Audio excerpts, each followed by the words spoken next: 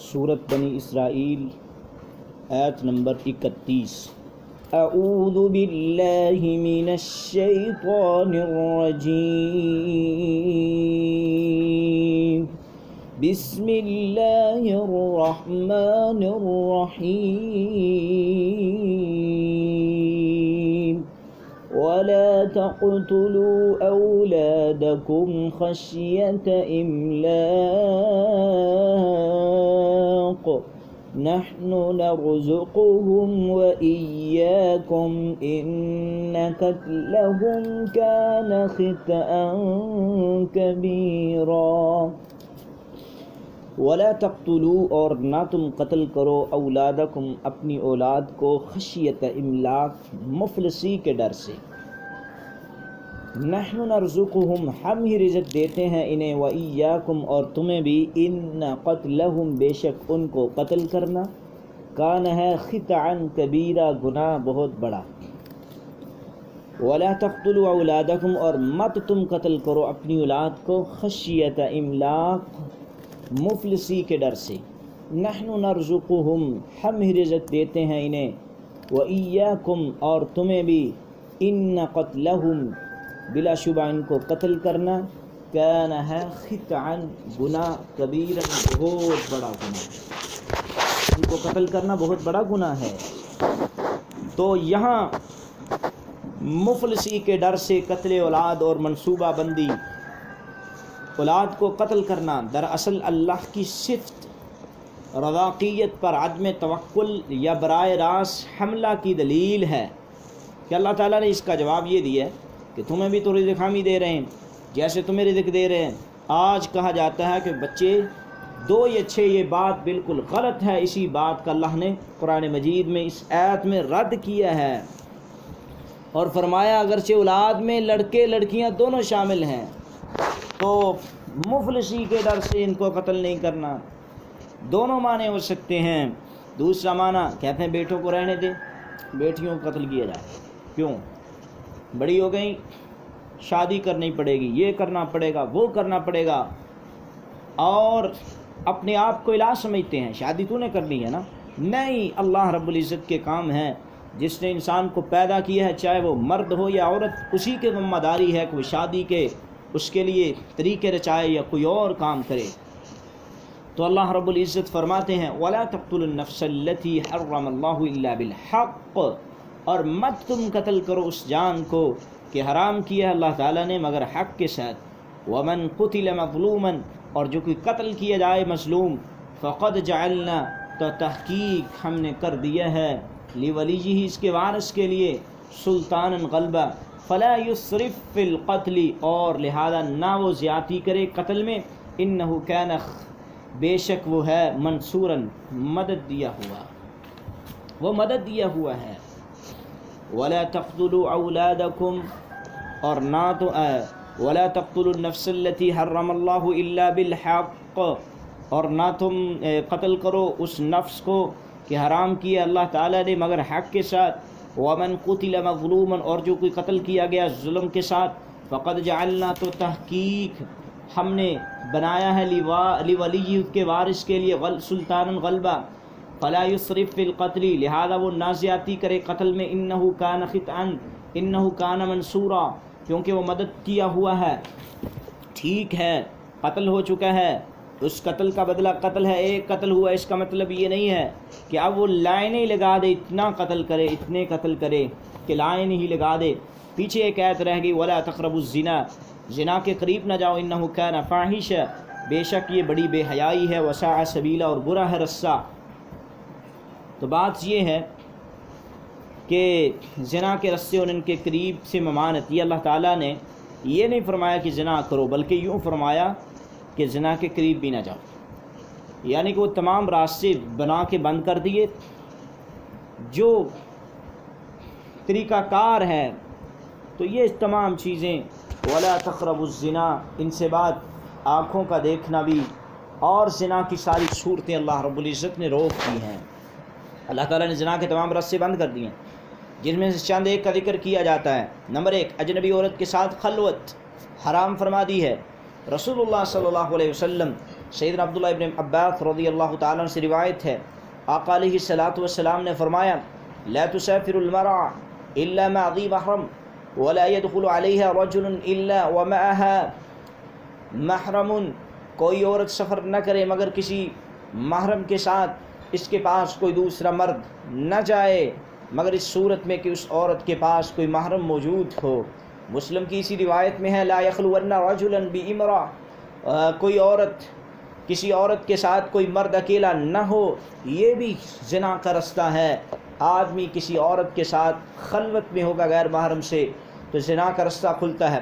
اور اسی طرح زنا کا یہ بھی رستہ بند کیا اللہ تعالیٰ نے نبی علیہ الصلوۃ والسلام کی زبان نبوت کے ساتھ۔ رسول اللہ صلی اللہ علیہ وسلم نے فرمایا وَإِيَّاكُمْ وَالدَّخُولَ عَلَى النِّسَاءِ فَقَالَ رَجُلٌ مِّنَ الْأَنصَارِ يَا رَسُولَ اللَّهِ أَفَرَأَيْتَ الْحَمْوَ قَالَ الْحَمْوَ الْمَوْتُ، عورتوں کے پاس جانے سے بچو۔ ایک انصاری آدمی نے پوچھا حموہ خامد کے قریبی مسل، چچا زاد، کزن وغیرہ اور دیور جیٹ وغیرہ کے بارے میں کیا ہے؟ آقا علیہ السلام نے فرمایا موت ہے، یہ تو موت ہے۔ اور زنا کا رستہ یہ بھی بند کیا ان اللہ كتب على ابن آدم حظه من الزنا يدرك ذلك لا محالة فزنا العين النظر وزنا اللسان المنتك والنفس تمنى وتشهوي والفرج يصدق ذلك كله ويكذبه۔ صحیح البخاری کتاب الاستئذان کی روایت ہے، اللہ تعالیٰ نے ابن آدم پر زنا میں سے اس کا حصہ لکھ دیا جسے وہ لا محالہ پانے والا ہے، پس آنکھوں کا زنا اس کا دیکھنا ہے، کانوں کا زنا اس کا سننا ہے، زبان کا زنا اس کا بولنا ہے، اور نفس تمنا اور خواہش کرتا ہے، شرمگاہ اس کی تصدیق کرتی ہے یا تکذیب۔ اور اس طرح عورتوں کو پردے کا حکم دیا، زینت کے اظہار سے سخت منع فرمایا، یہ بھی اگر پردہ نہیں کرے گی عورت یہ بھی بے حیائی اور یعنی فحاشی کی طرف جانا ہے، اس لیے اللہ تعالیٰ نے یہ تمام راستے بند کر کے رکھ دیے ہیں۔ انہو کان فاحشہ کہا، اور یہ بے حیائی ہے، کیا مطلب؟ بے حیائی برا رستہ ہے، وسع سبیلا، برا رستہ کیوں کا ہے؟ یہ کھل جائے تو اس پر چل کر لوگ دنیا کائنات کی تمام رنگینیوں میں پڑتے ہوئے بے وقوف ہو جاتے ہیں، آخرت کو بلا کے رکھ دیتے ہیں۔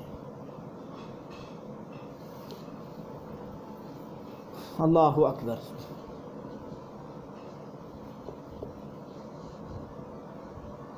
اس لیے اللہ تعالیٰ نے یہ تمام دروازے بند کیے۔ آگے فرمایا وَلَا تَقْتُلُوا النَّفْسَ الَّتِي حَرَّمَ اللَّهُ إِلَّا بِالْحَقِّ، اور نہ تم قتل کرو جان کو، حرم اللہ الا بالحق، مگر اللہ تعالیٰ نے حرام کیا حق کے ساتھ۔ تو اب قتل بالحق اور بغیر الحق کی صورتیں، قتل کے سلسلہ میں یہ بات یاد رکھنی چاہیے کہ انفرادی طور پر کسی شخص کو کبھی بھی یہ حق نہیں پہنچتا کہ وہ اٹھ کر کسی کو قتل کرے، الا یہ کہ کوئی ڈاکو وغیرہ اس پہ حملہ آور ہو، وہ اپنی مدافعت کرے، جس کو یعنی کہ ڈاکو مارا جائے۔ حتیٰ کہ انسان خود کشی بھی نہیں کر سکتا کیونکہ اس کی اپنی جان کا بھی وہ خود مالک نہیں، تو جس طرح چاہے کہ اس میں تصرف کرے، بلکہ خود کشی بھی ایسا ہی جرم ہے جیسے کسی دوسرے کو قتل کرنا ہے۔ اسی طرح اپنی اولاد کو قتل کرنا، یہ بھی قصاص لینا حکومت کے واسطے سے ہوتا ہے، خود نہیں لینا۔ اسلام کی راہ میں مزاحمت کرنے والوں سے جہاد کی صورت میں بھی آدمی لڑ سکتا ہے، قصاص کی صورت میں شادی شدہ مرد ہو زانی اس کو قتل کرنا، مرتد کا قتل کرنا، یہ مقتول کے ورثاء کے اختیارات، یہ اختیار بھی ہے کسی ذاتی طور پر نہیں بلکہ حکومت کی وساطت سے ہوگا۔ تو قصاص میں زیادتی بھی نہیں ہونی چاہیے۔ تو زیادتی کی کئی شکلیں ہیں، تو اللہ تعالیٰ نے زیادتی سے روکا ہے، زیادتی کی کئی شکلیں ہیں، زیادتی کی کئی شکلیں ہیں، جیسے اصل قاتل کے بجائے کسی دوسرے کو قتل پھنسا دینا، تو یہ بھی ہے۔ تو اسی طرح کسی بڑے کو پھنسا دینا، اور یعنی کئی ایک صورتیں آپ یعنی کہ سمجھ سکتے ہیں۔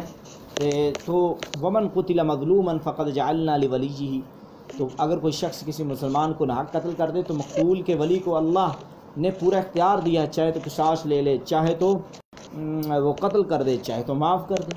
فلا یسرف فی القتل، قصاص لینے میں زیادتی نہیں ہونی چاہیے۔ انہ کان منصورا، یعنی مسلم حکومت اور تمام مسلمان اس کی مدد کریں گے، یعنی کہ وہ مدد کیے ہوئے اللہ کی طرف۔ ٹھیک ہے، دنیا میں نہیں باتیں سنتے، یہ نہ سنیں تو قیامت کو تو اللہ تعالیٰ یہ انصاف کے ترازو لگائے گا نا، تو پریشان ہونے کی بات کون سی ہے؟ پریشان نہیں ہونا۔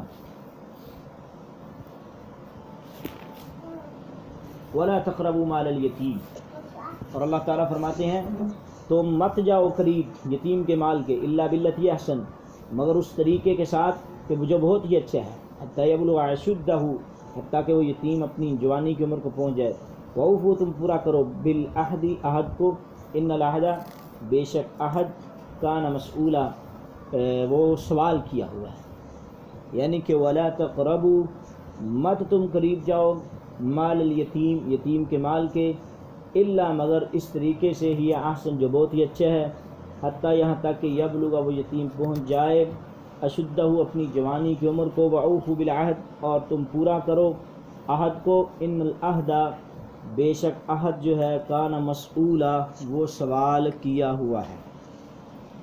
تو بات یہ ہے، اصل میں اللہ رب العزت نے یہاں جس بات کی طرف اشارہ کیا وہ کیا ہے؟ تو وہ یہ بات ہے کہ اللہ تعالیٰ فرماتے ہیں کہ یتیم کے مال کے قریب بھی نہیں جانا، یتیم کے مال کے قریب بھی نہیں جانا۔ کیوں؟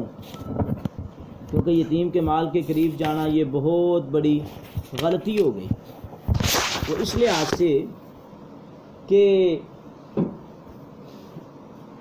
آدمی ٹھیک ہے، اس کا بھائی بہت ہو گیا، اس کی چھوٹی چھوٹی اولاد ہے، ٹھیک ہے کاروبار کرتا رہے، لیکن اس کے ساتھ مل کے، لیکن یہ نہ ہو کہ اس کے کاروبار کا یتیموں کو فائدہ ہی نہ ہو۔ تو اگر اس سے نفع اٹھانا چاہتا ہے تو اس بچوں کا بھی لحاظ رکھنا چاہیے اس کو۔ تو باقی دوسری بات یہ ہے کہ جب وہ جوان ہو جائے تو ان کی مکمل پراپرٹی ان کے حوالے کر دیں، اور اس کے کچھ اصول و قواعد بھی تھے کہ وہ لکھ پڑھ کی جائے، یہ تمام چیزیں پہلے بیان ہو چکی ہیں۔ اور آگے فرمایا وَأَوْفُوا الْكَيْلَ، اور تم پورا کرو ماپ کو، اِذَا كِلْتُم، جب تم ماپو، وَزِنُوا، اور تم تولو، بِالْقِسْطَاسِ الْمُسْتَقِيمِ، سیدھے ترازو کے ساتھ، ذَلِكَ خیر، یہی بہت بہتر ہے، وَأَحْسَنُ تَعْوِيلًا، اور بہت اچھا ہے باعتبار انجام، یہی بہت اچھا ہے باعتبار انجام کے۔ تو اب بات یہ ہے کہ وَأَوْفُوا الْكَيْلَ، کیل سے مراد کسی برتن وغیرہ کو، پیمانہ وغیرہ کو کہتے ہیں۔ تو ماپ تول میں کمی نہیں ہونی چاہیے۔ پہلا اللہ تعالیٰ نے یتیموں کا حق دینے کا کہا، اب یتیموں کو حق دیتے وقت یعنی کہ یہ ساتھ ہی تعلق آ گیا کہ ماپ تول میں کمی نہیں ہونی چاہیے، مکمل پورا دینا چاہیے۔ اس طرح کوئی دکاندار ہے، اس کو پورا دینا چاہیے۔ وَلَا تَقْفُ مَا لَيْسَ لَكَ بِهِ عِلْمٌ، اور نہ آپ پیچھے پڑیں اس چیز کے کہ نہیں ہے آپ کو اس کے بارے میں کوئی علم۔ ان السمع، بے شک کان، والبصر، اور آنکھ، والفؤاد، اور دل، کل اولئک کان عنہ مسئولا، ہر ایک ان میں سے اس کے بابت باز پرس ہوگی۔ تو یعنی کہ بات یہ ہے کہ ہر چیز کے بارے میں سوال ہوگا، تو یعنی کہ کان کے بارے میں، آنکھ کے بارے میں، دل کے بارے میں، ہر چیز کے بارے میں۔ آگے فرمایا وَلَا تَمْشِ فِي الْأَرْضِ مَرَحًا، اور اللہ فرماتے ہیں کہ نہ آپ چلے زمین میں،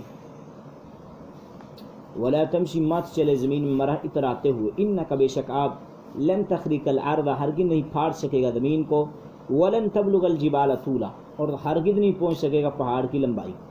تو زمین میں اکڑ کے چلنا، اپنی شلوار ٹخنوں سے نیچے رکھنا، یہ تکبر ہے، اور تکبر اللہ کی نشانی ہے، اور یہ اللہ کے علاوہ کسی کو جائز نہیں ہے۔ عبداللہ ابن مسعود فرماتے ہیں کہ رسول اللہ نے فرمایا لا يدخل الجنہ من كان في قلبه مثقال ذرة من كبر، قال رجل ان الرجل يحب ان يكون ثوبه حسنا ونعله حسنا، قال ان الله جميل يحب الجمال، الكبر بطر الحق وغمط الناس، وہ شخص جنت میں نہیں ہوگا جس کے دل میں رائی کے دانے کے برابر بھی کبر ہوگا۔ ایک وہ آدمی اس کا کپڑا خوبصورت ہو، صحابہ نے پوچھا اس کا جوتا خوبصورت ہو، کیا وہ بھی اس میں شامل ہے؟ آقا نے فرمایا نہیں، اللہ تعالیٰ خوبصورت ہے اور خوبصورتی کو پسند کرتا ہے، یہ بخاری کی روایت ہے۔ تو من جر صبہ فلا لم ينظر اللہ الیہ یوم القیامہ، تو قیامت کے دن اس شخص کو اللہ تعالیٰ نہیں دیکھے گا جو تکبر کی وجہ سے اپنی چادر کو نیچے کھینچتا۔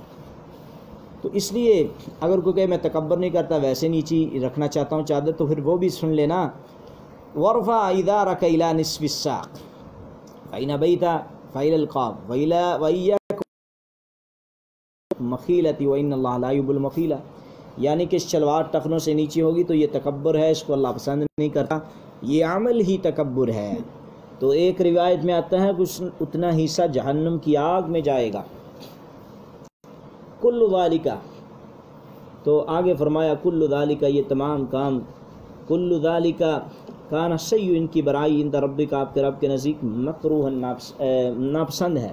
ذالک یہ مما، ان میں سے جو اوحی الیک، وحی کی ہے آپ کی طرف، ربک، آپ کے رب نے، من الحکمت، حکمت سے، ولا تجعل، اور نہ آپ ٹھہریں، مع اللہ، اللہ کے ساتھ، الہن، کوئی معبود آخر دوسرا، فتلقا، تو ڈال دیا جائے گا، فی جہنم، جہنم میں، ملومن، ملامت زدہ، مدحورن، دھتکارا ہوا. تو یہ ان چیزوں میں سے ہے کہ اوحی وحی کی ہے الیک، آپ کی طرف، ربک، آپ کے رب نے، حکمت سے، ولا تجعل، نہ تو ٹھہرا اللہ کے ساتھ، الہن، کوئی معبود دوسرا، تو پھر ڈال دیا جائے گا جہنم میں، ملامت زدہ اور دھتکارا ہوا. تو بات یہ ہے کہ افاسفاکم، کیا پھر چن لیا تمہیں، ربکم، تمہارے رب نے، بالبنین، بیٹوں کے ساتھ، واتخذ من الملائکہ، اور اس نے بنا لیا ہے فرشتوں کو، اناسن، بیٹیاں، انکم لتقولون قولا عظیما، تم بہت بڑی بات کہتے ہو. تو کیا چن لیا تم نے رب کے لیے، ربکم، تمہارے رب نے، بالبنین، بیٹوں کے ساتھ، یعنی کہ تمہیں اللہ نے بیٹوں کے ساتھ چن لیا، اور واتخذ من الملائکہ، اور بنا لیا خود فرشتوں کو، اناسن، بیٹیاں، انکم لتقولون قولا عظیما، بے شک تم بہت بڑی بات کہتے ہو. یعنی کہ اللہ تعالیٰ نے یہاں کہا اپنے لیے تم پسند کرتے ہو بیٹے ہوں، اور اللہ تعالیٰ کے لیے یہ کہتے ہو کہ بیٹیاں، تو یہ بات بالکل غلط ہے. اللہ ان باتوں سے ہمیں محفوظ کرے.